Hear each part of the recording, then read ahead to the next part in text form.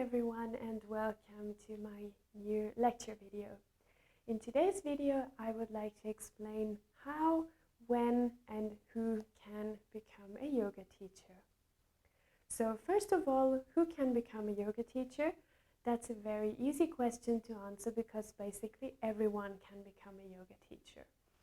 Generally, I would recommend maybe 1 or 2 years of experience with yoga. And here it really doesn't matter in which style of yoga you are experienced. Generally, a yoga teacher training will explain the main styles of yoga anyway, so you will have the chance to discover all of them.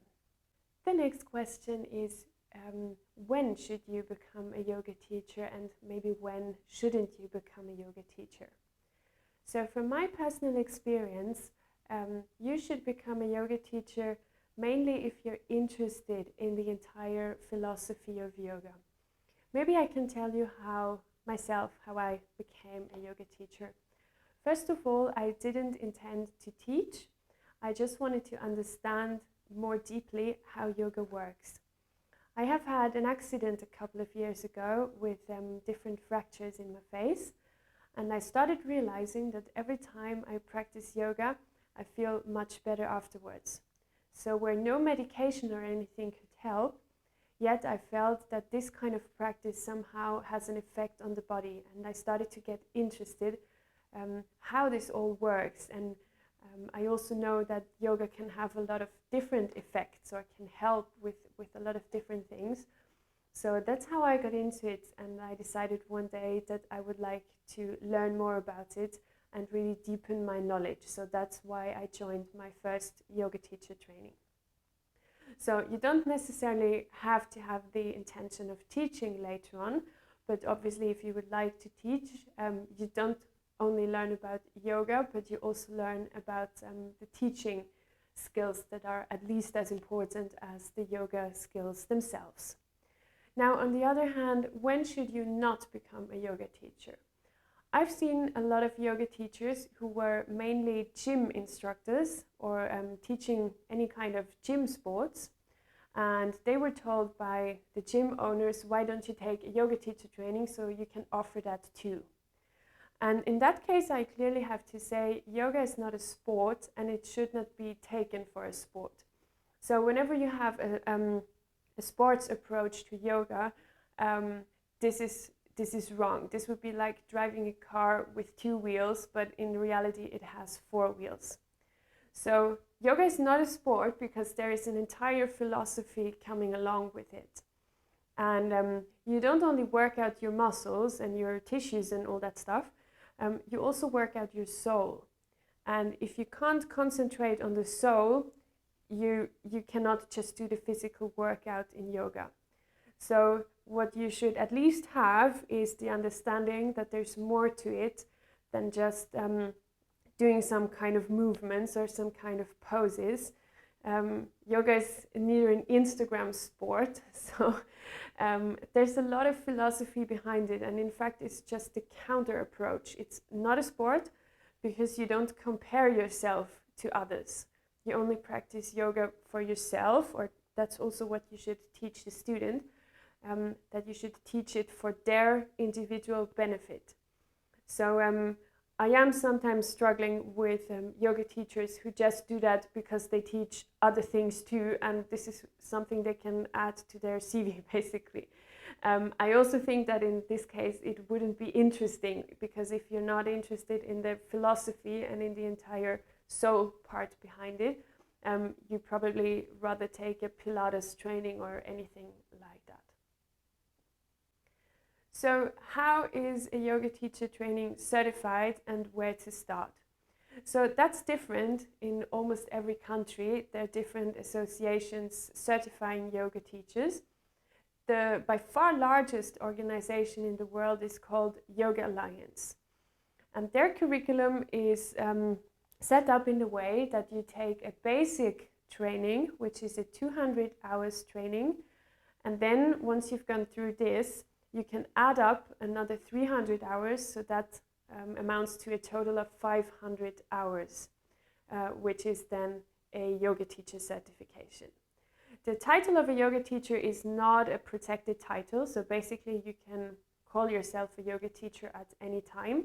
However, I would very much recommend to take a training because you learn a lot of things there, not just the different asanas, but of course you also learn the teaching skills. And yoga is a very sensitive practice because if people get to the bottom of their souls and also their bodies, there can be quite a lot of tensions that are being released during a yoga practice. So in order to really hold space for the student and to be there, I would very much recommend to take a professional training, and during the training you can still decide whether you would like to specialize in one particular branch or not. Generally, the 200-hour training, if you follow Yoga Alliance curriculum, the 200 hours training gives you a basic experience of Hatha and Vinyasa yoga with some small tastes of other styles too, as well as a very detailed explanation of the basic asanas and the respective assists to it. Because you want to be able to teach a class of different students who have maybe different levels, different bodies, etc. So that will be the focus in the first 200-hour training. Later on in the continuing education, if you go for the top-up 300 hours, you will learn much more about specific styles of yoga. So this can be prenatal yoga, this can be Yin Yoga, restorative yoga, etc. And of course you learn much more advanced sequencing. By that I don't mean sequencing for advanced students, but for yourself as a yoga teacher to be able to have more creative sequences, to understand even more the order of the asanas you take and also the assists you can give to your students. So overall, this is like the entire training concept. Nevertheless, I think a good yoga teacher is always practicing for him or herself too, to just stay aware of any kind of senses, etc., that are connected with this practice. The next question is, can I do a yoga teacher training online? Myself, I've started in a presence yoga teacher training, and I broke it off after 4 days because it was really, really bad. There was no concept whatsoever, and they kept changing teachers every hour.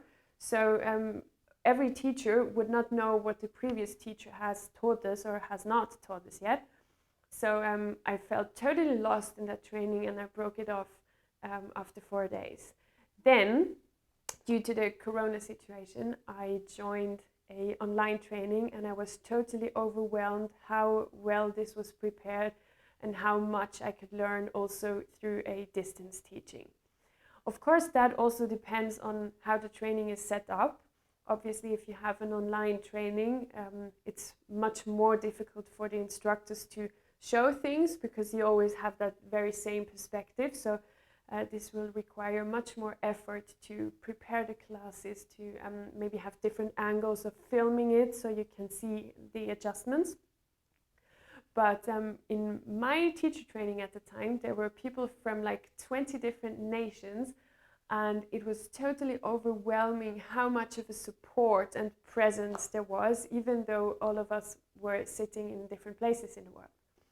So I have to correct my my opinion about this. In the beginning, I thought it would never be possible to have an online yoga teacher training. But after I've done it myself, I have to say it is possible with a good preparation and a good quality.